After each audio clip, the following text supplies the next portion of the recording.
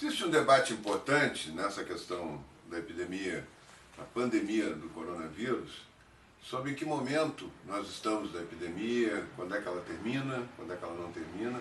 E eu sempre disse, desde o início, que ia ser uma curva, uma epidemia, essa epidemia, como as outras todas, ia ter uma curva em torno do início, do aumento de casos, do aumento rápido de casos, até começar a terminar o número de casos, é uma curva de 13 semanas, 14 semanas de duração, né?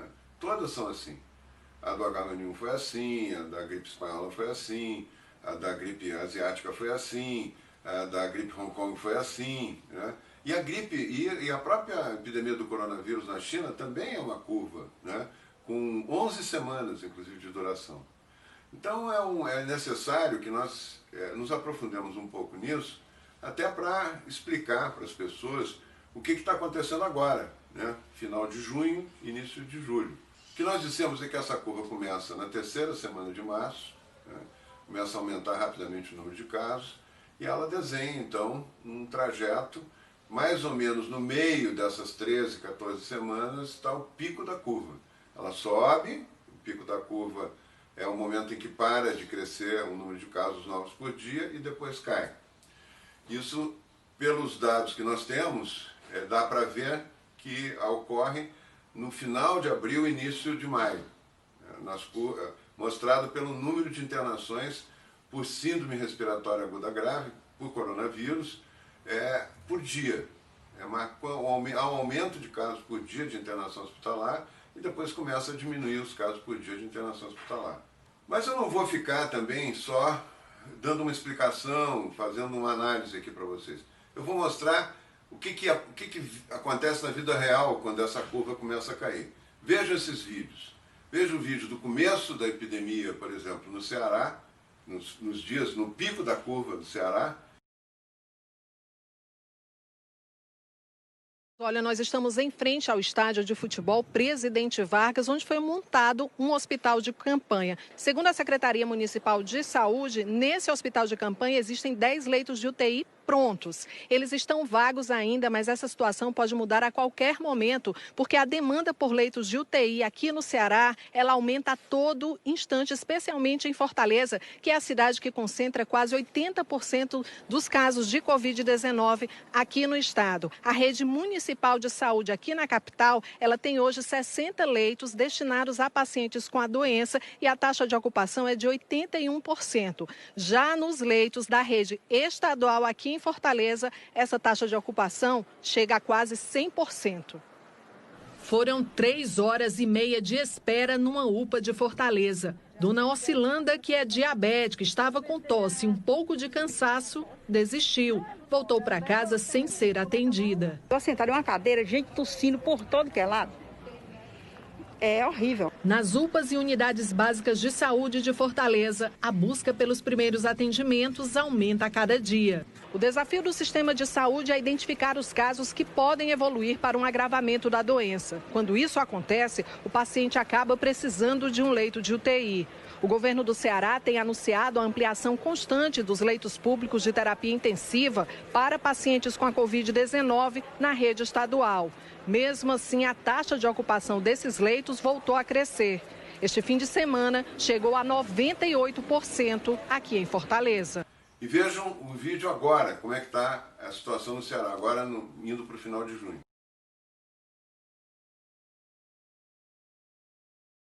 Bom, e com a redução de casos, consequentemente, as unidades hospitalares para Covid-19 em Fortaleza também reduzem o atendimento. A ocupação nos leitos de UTI, por exemplo, é de 64%.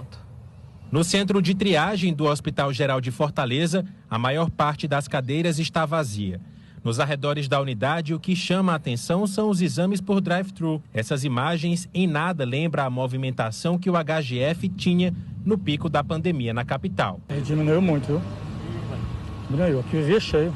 Nas unidades de pronto atendimento, que geralmente são a porta de entrada para pacientes com a Covid-19, a baixa movimentação também é um reflexo de que a quantidade de internações está caindo aqui em Fortaleza. A capital já chegou a ter uma taxa de ocupação dos leitos de UTI de 99% e agora vive dias de alívio em relação ao atendimento na saúde.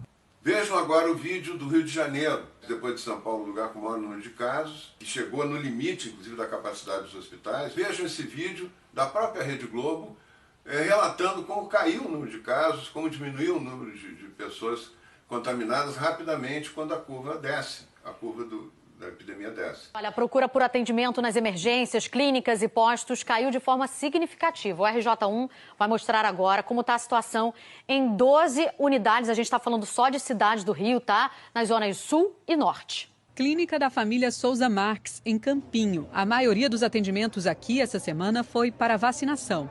A sala de espera agora fica a maior parte do tempo vazia. Nesta policlínica em Irajá, não tinha ninguém na sala de espera por atendimento.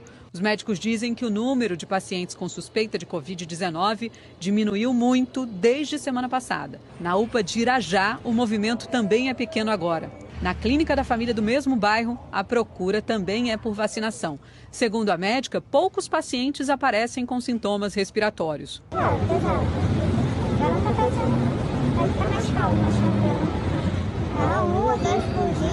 O movimento na emergência do Hospital Municipal Francisco da Silva Teles também diminuiu. E na outra clínica de Irajá, poucos pacientes apareceram essa semana. Situação parecida na UPA do Estado, na Penha. E o Getúlio Vargas, que ficou lotado durante os últimos 2 meses, já tem enfermarias vazias. Na Zona Sul, o movimento caiu nas clínicas da família em Copacabana e na Gávea. A UPA da Rocinha, que chegou a ficar superlotada, com o dobro de pacientes nas salas vermelha e amarela, tem leitos vazios e pouca gente na recepção. A coordenação de emergência do Leblon já teve 40 pacientes nas salas vermelha e amarela. Agora são 23. Na primeira semana de maio, mais de 2.400 pessoas que chegaram às emergências de todo o estado com sintomas respiratórios tiveram que ser internadas em hospitais. Na semana passada, foram 44.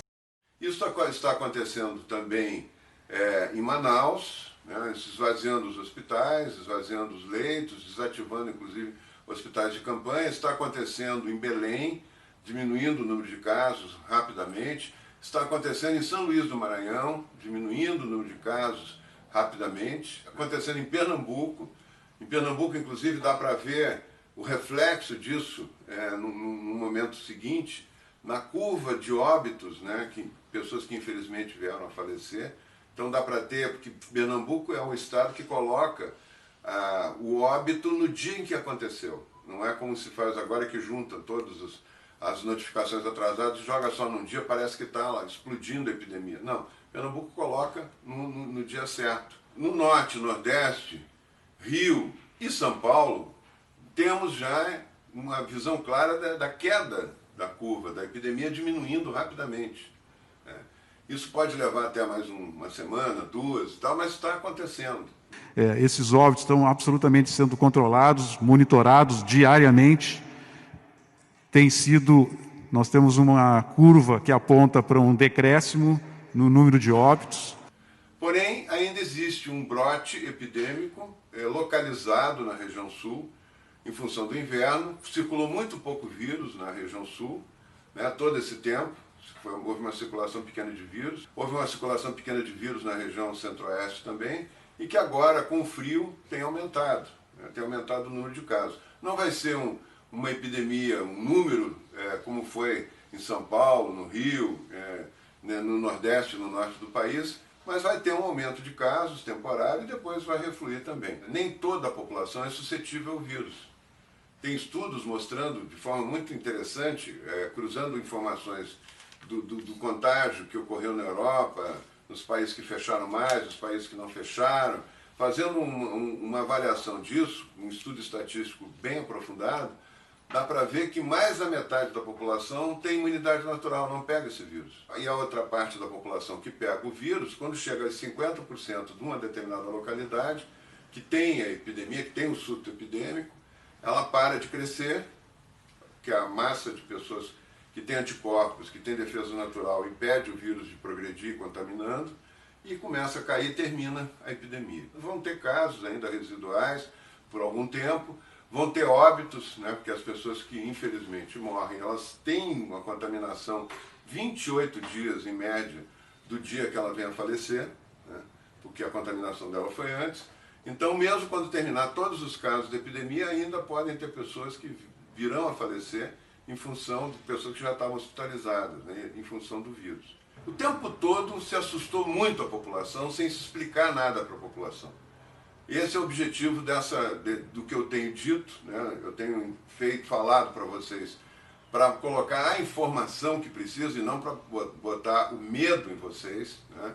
Para diminuir o medo, inclusive, que não é necessário ter esse medo todo, basta as pessoas se cuidarem, protegerem o grupo de risco e fazer muito teste. Nós temos que avançar agora, substituir todos esses programas de flexibilização, de volta para aos poucos, de bandeira branca, bandeira vermelha, bandeira amarela, para tudo que é lado, por programas de testagem e de cuidados individuais e cuidado com o grupo de risco. Protocolos no comércio, na indústria, na escola, na casa, né? E com isso nós vamos poder levar a vida normal. Já devíamos ter voltado para uma vida o mais normal possível, com as pessoas se protegendo, guardando distância, evitando aglomerações, e levando a vida o mais normal possível.